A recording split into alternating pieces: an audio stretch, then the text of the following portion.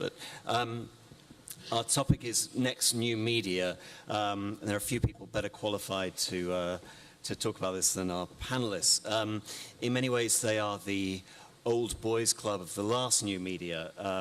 They've worked together at organizations like AOL, Google, now News Corp, Innovation Works as well. They know this sector back to front. They've been grappling with many of these questions for the last 10 years. Media business models don't stay still for long. The album was a brilliant business in recorded music when you could package 10 to 14 songs together and force the consumer to buy all of those rather than just the ones they wanted. When iTunes allowed you just to buy the single, that business model went away pretty quickly. Likewise, classified advertising created a wonderful journalistic industry in the newspaper business. That was undermined hugely by Craigslist. And even online advertising looked pretty wonderful for a long time until we all found out that it too was cyclical. So the first new media business models have not been particularly kind to old media groups. Maybe I could start the conversation off by asking Tim whether he thinks whether the next set of new media business models are going to be any better. Sure. So I think first of all, taking a step back and looking at what the internet has, the history has been, I think I'm very optimistic about what the future is, especially around the content businesses and media models, mainly because I think the first section of the internet was really about access, getting people online. The second area has really been about platforms. It's helping people find and share information. And really, if you think about the future of the internet, it's really, when you take the access and you take the platforms, it's what are the people sharing and what's going through the pipes and how are people sharing the things going through the pipes. And I think, examples of social networking, Twitter, those type of things, which give the ability to share massive amounts of information, search, which obviously has been very successful. But I think one of the things that we have to, is an opportunity, it's also a challenge, is the internet is a massive distribution mechanism now. And if you look at the traditional models of media and content, they haven't been scaled. Technology has not been introduced into content to meet that demand and distribution. So I think today on the internet, you basically have an opportunity where people are, speed is of essence and quality is a thing that to some degree has been missing. And the question for the future is, how do you take quality of content, quality of media, and mix it together with the speed and distribution? And we're, first of all, at AOL, maniacally focused on that, on the content model, and we see it as a really large opportunity.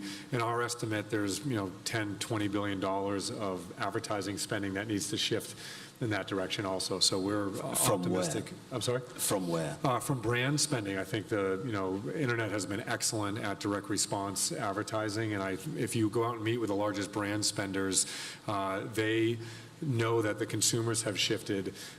They know that they've been able to shift some of their dollars based on what's available today. And I think the single biggest need in the future of advertising on the internet is the same innovation that happened in search and some other areas in direct response needs to happen in brand advertising. And we're very excited about it. I think there's a lot of opportunities, but it's got to be innovation based because the money is waiting to move. And so. Okay, you raised the question of quality content, and John, this I know is a huge debate within News Corp. How do you persuade people to pay for quality professional content? Where do you feel we are at that debate in finding a viable, sustainable business model for quality digital content?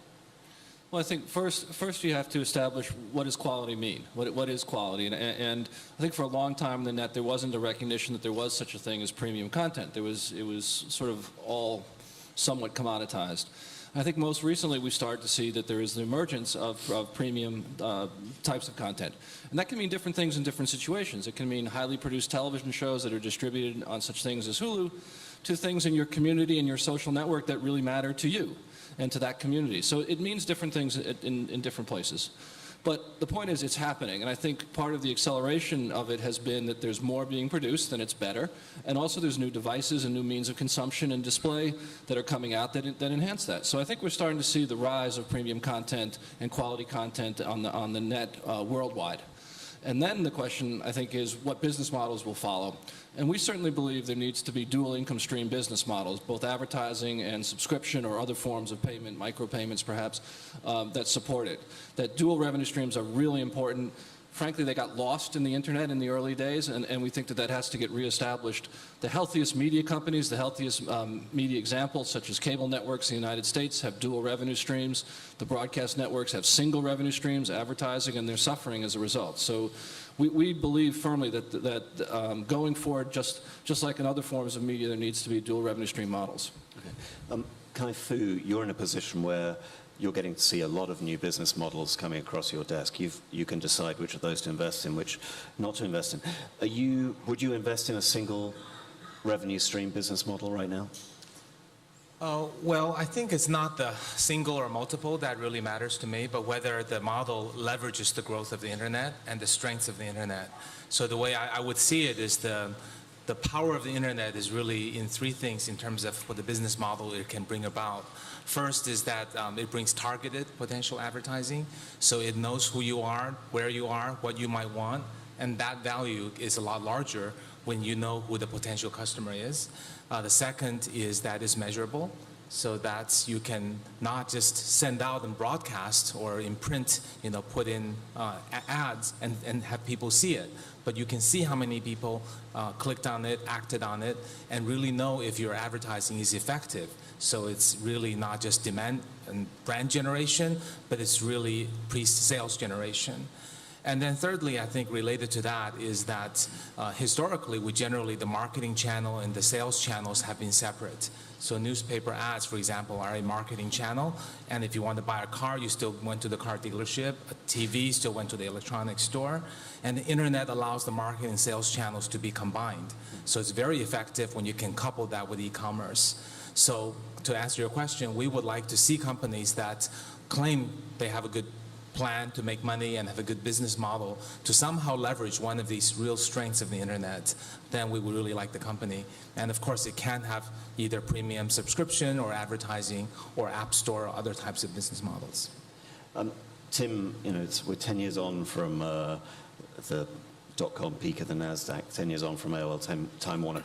The dominant business model in online content is still advertising, and we should talk more about some of the alternatives and supplements to that business model. But as since you've taken over AOL, what assumptions have you made about how online advertising is going to develop, and the extent to which you can drive that, and the extent to which everybody's still at the mercy of the mighty search-driven Google? Sure. So I think a couple things. I think one, on the customer level, if you talk to customers about what they need for advertising, I think they're in desperate need of brand experiences which actually help them keep their pricing differential for brands. And what I mean by that is, if you're a CPG company or a car company or other types of companies that really rely on brands, your advantage has been in traditional media is to put your brand in places which have a premium type quality to it, and you're able to reach premium audiences with premium messages. I would make the argument that the internet, if you look at pages on the internet, a page today on the internet doesn't look that much different than a page did 10 or 15 years ago. And I think strategically, I think the search companies have done a very good job of I enjoyed this for a decade, is having every single sentence in advertising for the internet end with the word search. And I think that has met a huge need. I think that search will continue to grow, and it's a great business. But there's a separate, distinct set of needs when you talk to a brand manager at a detergent or something who spends a lot of money in traditional media, realizes their consumers have shifted. They actually need a different experience, different analytics, different serving quality for the internet. And I think that's one of the things that we are very focused on at AOL, is we are maniacally focused, as I mentioned before, on content, but also very focused in a very fast-moving way of using technology, but also design to think about how ads should be done in the future. And I would expect, we will be risk takers on this front, and hopefully this year and into next year of doing brand advertising and different types of advertising that are outside the search spectrum, but have significant impacts, hopefully, in those businesses. Do you mind if- Yeah. Just to amplify something Tim said, if you look at the numbers, you would find performance-based advertising online, which includes search and other forms of performance-based, is 3 to 4 times larger than brand-based advertising.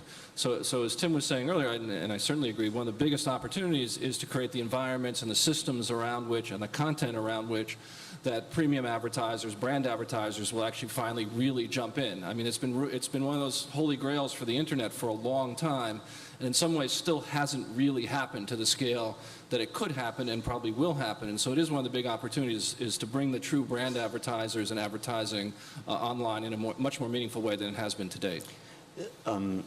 Nikesh Arora, your former colleague at Google, likens the current generation of video advertising to a 1959 Barbie doll ad where you can see the hand moving the doll in front of the sort of early black and white TV cameras, and there's a radio jingle playing in the background.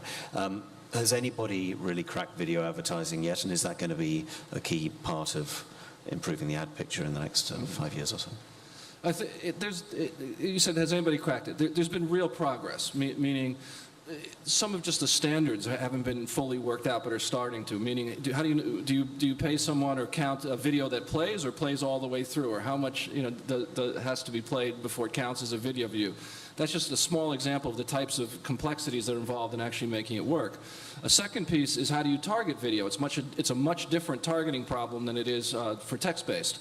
And those systems are getting better, but have not yet truly reached maturity.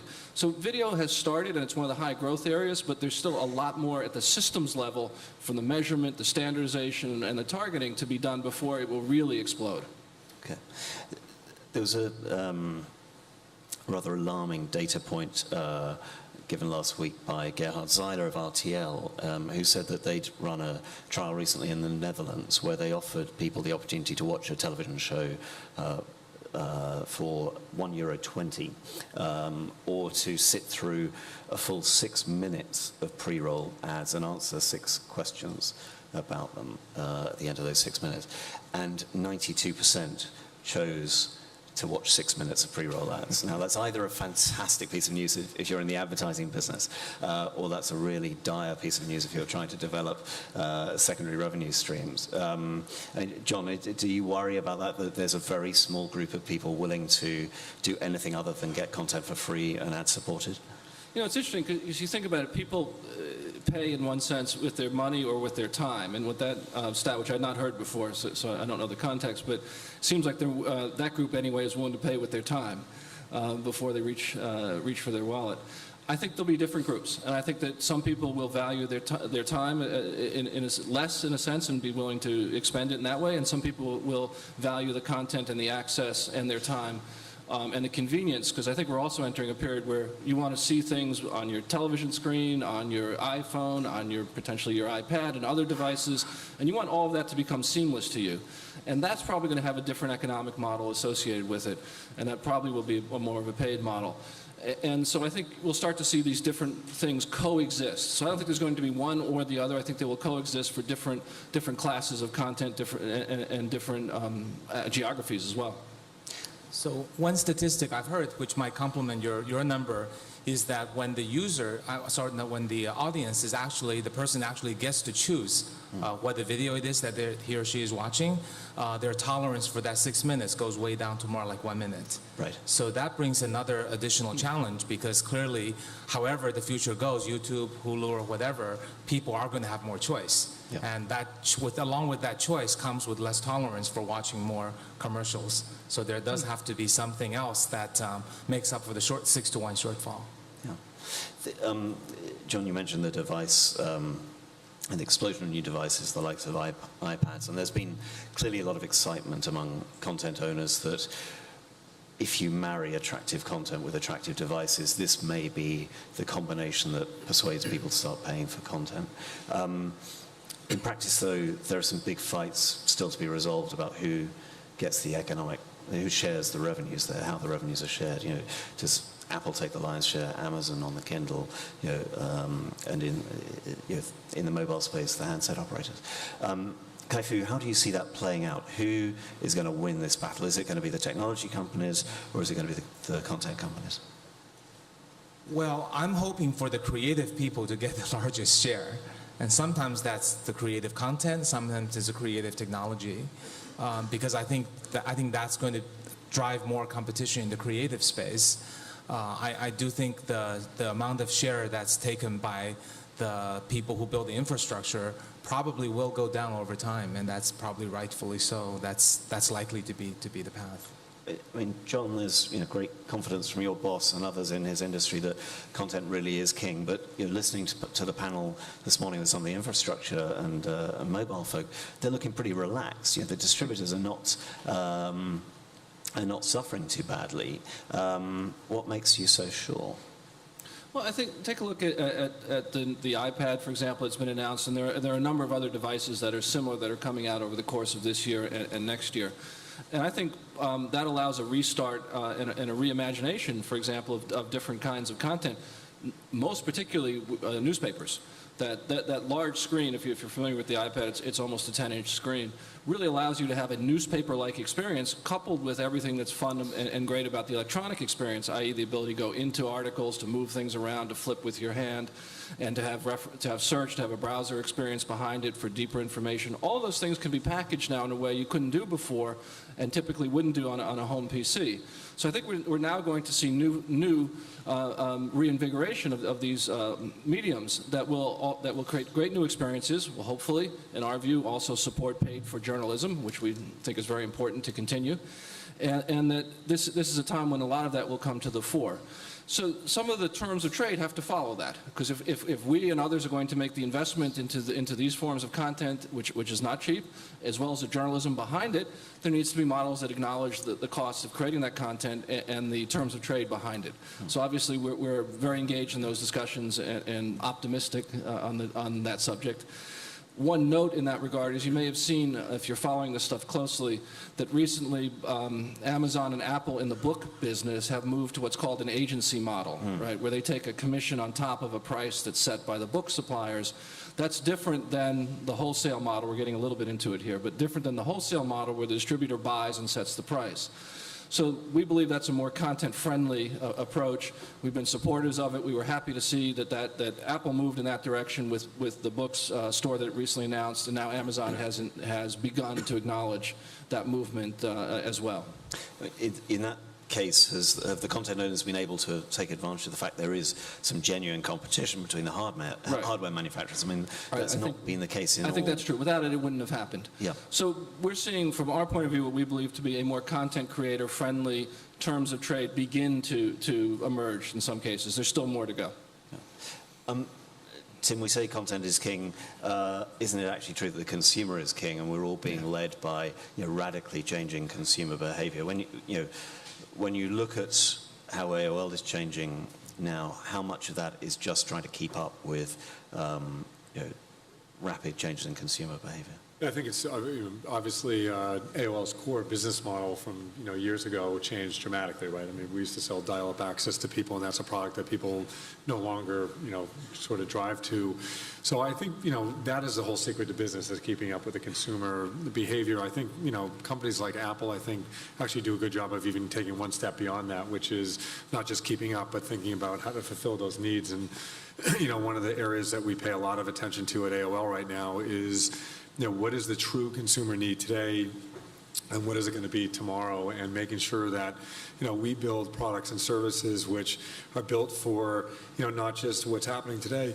I think one of the challenges when you go out and talk to different our partners or even internally at AOL is you have entire sets of people who are focused on what Twitter's doing or Google's doing or those things, and in reality, from a business strategy standpoint, you end up misaligning yourself because you're focused on what the competition's doing versus what the consumers are doing. So I would say we have a set of rules now for developing products at AOL, and a lot of it is around what is the definitive consumer need we're fulfilling, how is that need going to change, whether it's video, mobile, et cetera, and how do we build things that actually get out in front of things. So for instance, one of the things we've built is a new content management system which is very high scale. We're going to South by Southwest next week, which is a big music music festival in the United States. It has about 2,000 bands. AOL historically has covered a handful of bands. We'll be covering all 2,000 bands, next week. And I How think do you do that? It's a mix between our traditional, we've been hiring journalists pretty rapidly at AOL, so we have journalists that cover, that music festival.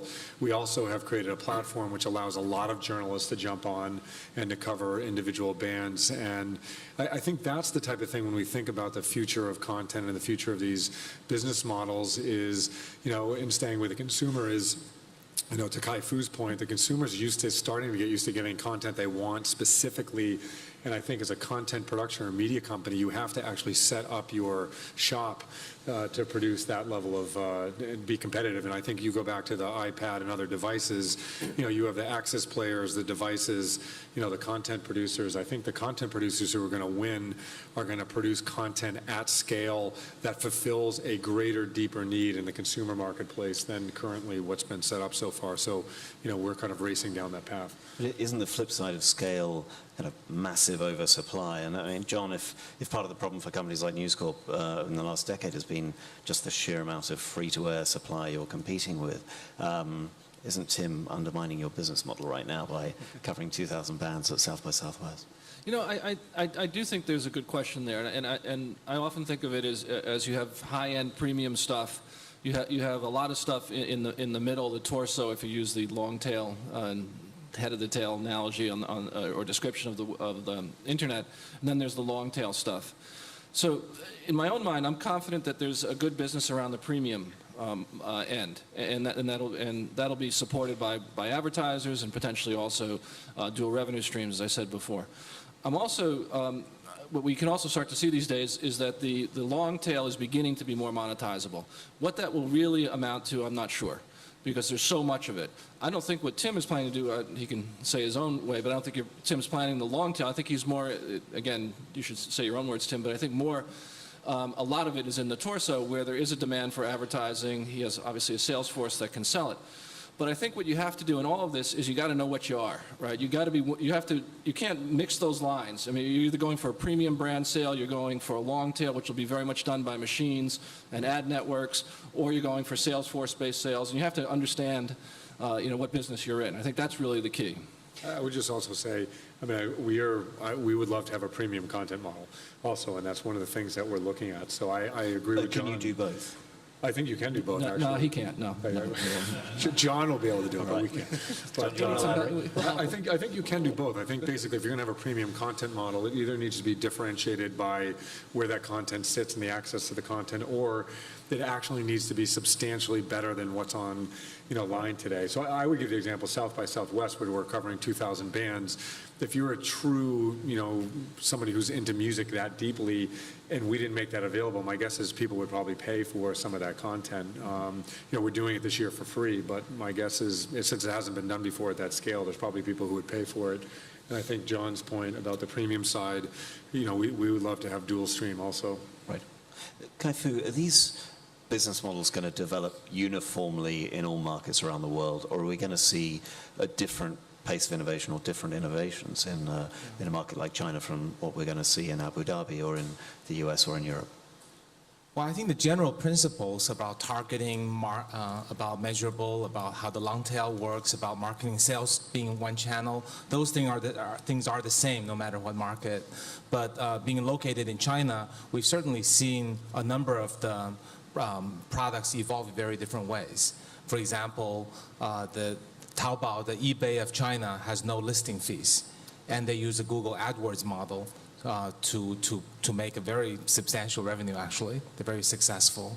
I think the Chinese consumers have a stronger conviction that things should be free. So efforts to charge for premium content have basically completely failed, and I think they will continue to be more difficult. So I think there are subtle differences like that, but I think the general principles are the same. Yeah, but I think one thing that's sort of happening across the world right now is the rise of mobility and mobile devices, and broadband access through mobile devices. And that's clearly a worldwide phenomenon, even though certain markets may be ahead. And I think what's really interesting about that is, and it goes to your consumer point earlier, that people are doing different things in those environments. I mean, there's on the web, people look at things through their browser and a website with a URL. in the mobile environment, there could well be the dominance of this app economy and the applications and app stores and things like that, which is different. That is not a web phenomenon. That is a mobile phenomenon. So we're seeing, you know, both the consumer behavior and the technology change, I think on a worldwide basis because of mobility and what people do in that environment. That's different than what's been done on the web.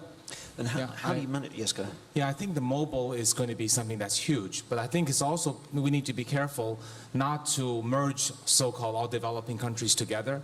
Say China and India are actually quite different. As I understand it, most of the mobile users in India are using the internet for the first time.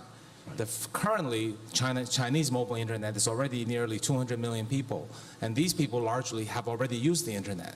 Now, over time, that will go to the villages and so on, but that has some immediate implications on how you should develop your mobile application. Another example that's related not to culture, but related to the cost of bandwidth. Because the cost of bandwidth in China is relatively high relative to the people's willingness to pay.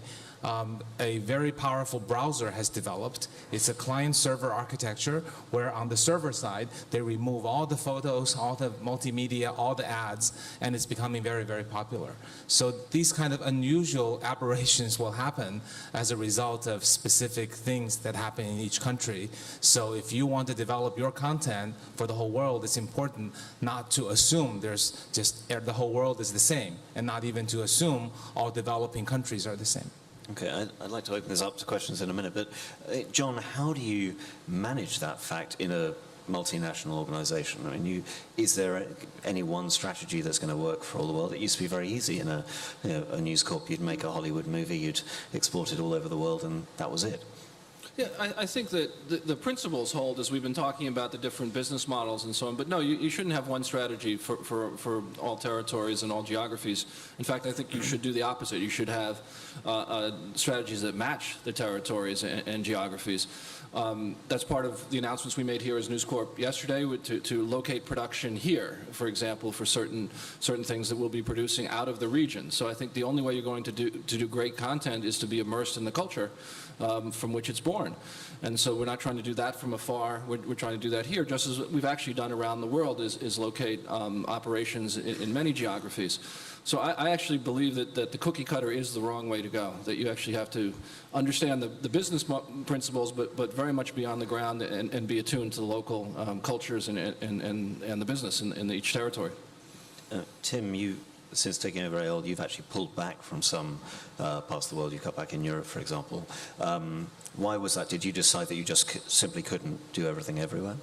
No, it was very specific actually in nature, which was when I got to AOL, one of the first things I did is I did a global tour, and one of the things that popped up immediately was, if you're going to be a scale player in digital content and media, I think you have to have global technology but localization in terms of how things get localized for markets. And at AOL, I mean, there were roughly 17 content systems, 24 ad systems, and AOL looked like a traditional media company with an internet name on top of it. And I think one of the things that reason we scaled back this year is to pull back, go into core technology platforms. We want to have a few platforms that scale out globally, and then 2011, 2012, go back out to the broader international markets. I do, from my days, having been at Google and then coming to AOL, in the media space, I do think one of the things that is problematic for media companies is the plumbing at media companies got done in many cases so long ago, decades ago, that there hasn't been a real focus on that. And then the internet comes along, and the term platform means different things at different companies. At an Amazon, Google, type company, it means the ability to basically have a globalized platform that you can localize and be successful in countries. And having seen AOL, I think AOL was kind of halfway between a traditional media company and an internet company, and I do think there needs to be more investments in globalized platforms for all the media companies, frankly, and we're suffering from that as well. But I think that you have to have people at the company that understand plumbing, and that's when we pulled back from international, was to get the plumbing straightened out at AOL. Right, we've got little time for questions and answers. We've got some microphones, I believe, around the room. Please introduce yourselves as you ask a question. Can we start with Rafat over here?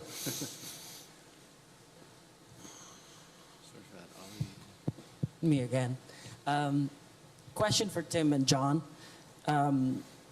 Tim, if you look at what John is trying to do with MySpace and his company and what you guys have been trying to do with Bebo, which is essentially put it in a venture for eventual sale, what advice would you give to John on their effort to turn around MySpace? Do you think it makes sense for them to sell it off?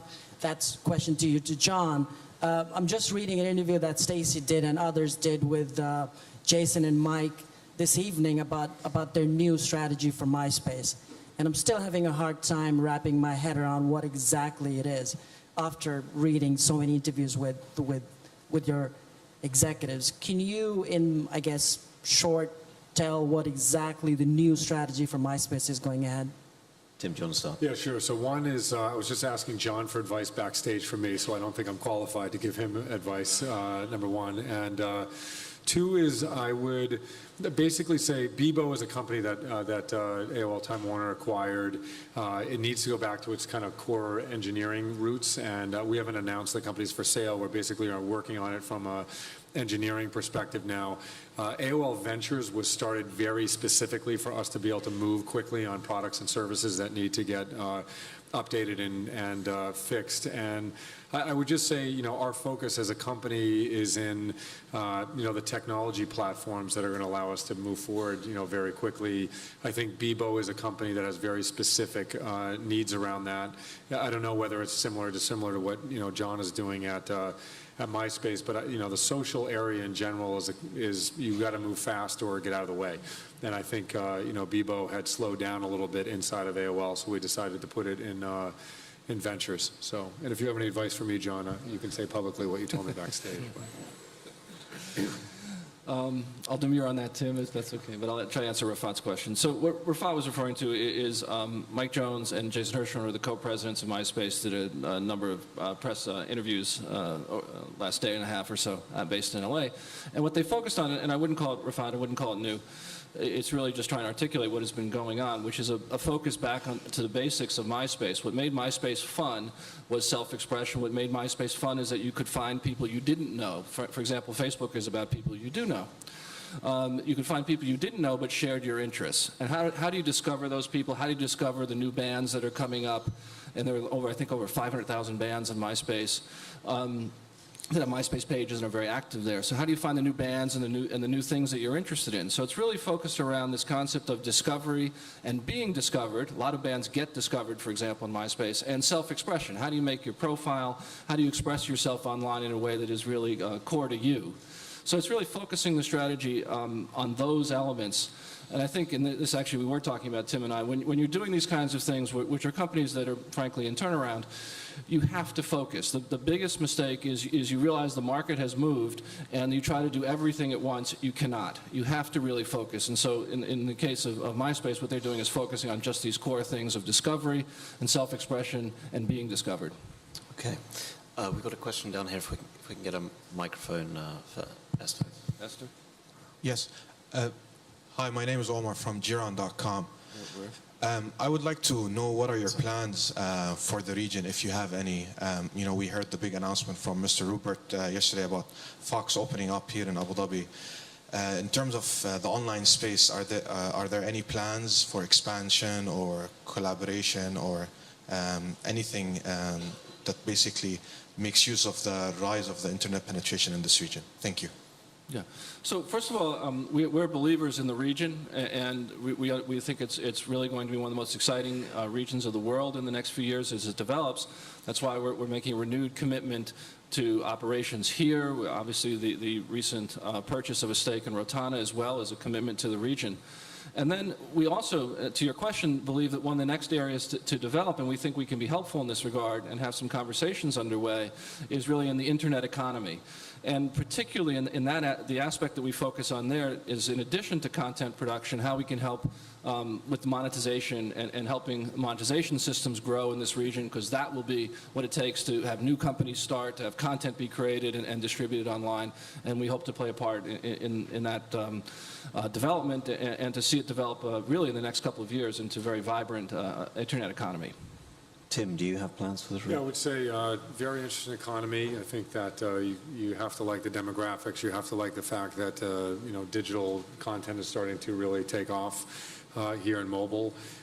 So I would expect us to be here probably in the next couple of years. I think 2010 we'd probably only be here in a partnership to do it. And so I think we are open to partnering, but specifically for larger investments would probably be next year and 2012. Okay, I'm being told we've got 1 minute left for a conclusion. Let's take one question rather than my conclusion. Simon Gillam. Hello, Simon Gillam from Vivendi. I'd like to know what your views are on piracy. We haven't heard much about that. Okay. And it seems a few governments are trying to do a little bit, but when are we going to have a worldwide fight against piracy? Okay. Kai-Fu, do you want to take that? You're in one of the markets best known for piracy. Well, I know a little more about the software You're not in piracy. favor of it, are you? Of course not. I mean, my company, Innovation Works, is a creator of IP. So obviously, we're very cognizant and very interested in working with groups to make sure that IP gets valued. I think from the software piracy, which I'm more knowledgeable, and I'll let my colleagues talk about content piracy. And from the software piracy point of view, I think cloud computing is going to largely get rid of that. Because in the past, the countries that have been plagued by software piracy, including China, I think with the opportunity moving to the cloud, you have to log in, then you have to pay. So that's kind of the way it's migrating. If you look at the Chinese games business, 10 years ago, it was only worth about $10 million. Now it's worth about $20 billion.